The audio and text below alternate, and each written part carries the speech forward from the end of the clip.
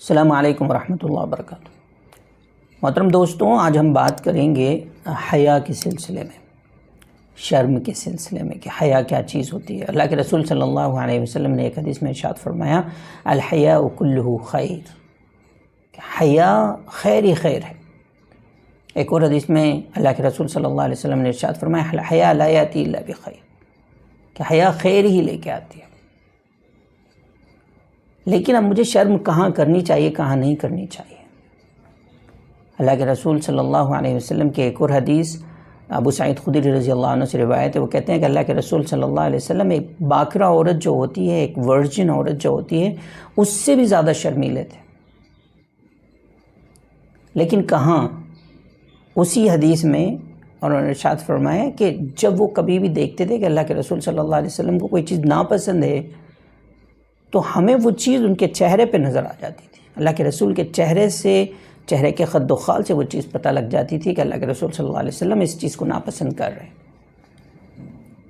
اب مجھے شرم حیا کہاں کرنی چاہیے، کہاں نہیں کرنی چاہیے۔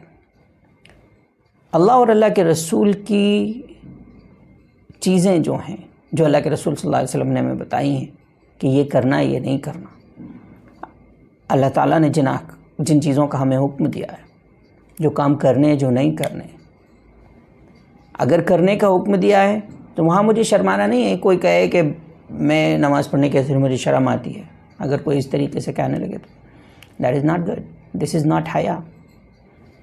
کوئی اور چیز ہے جس کو اللہ کے رسول صلی اللہ علیہ وسلم نے ارشاد فرمایا اور کہا کہ ہمیں وہ کرنا چاہیے، کہ کوئی خاتون کہیں کہ نہیں مجھے پردہ کرنے میں شرم آتی ہے، تو یہ حیا نہیں ہے۔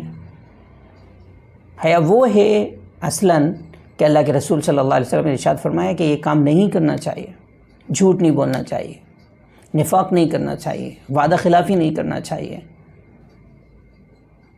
کسی نے کوئی امانت رکھی ہے تو اس امانت میں خیانت نہیں کرنی چاہیے۔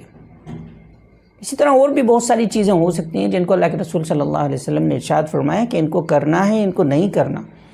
اگر آپ یا میں یہ کہنے لگوں کہ نہیں مجھے شرم آ رہی ہے ان کام کو کرنے میں، تو وہ شرم نہیں ہے، اس حیا کو ایکسپیکٹ نہیں کیا گیا یہاں۔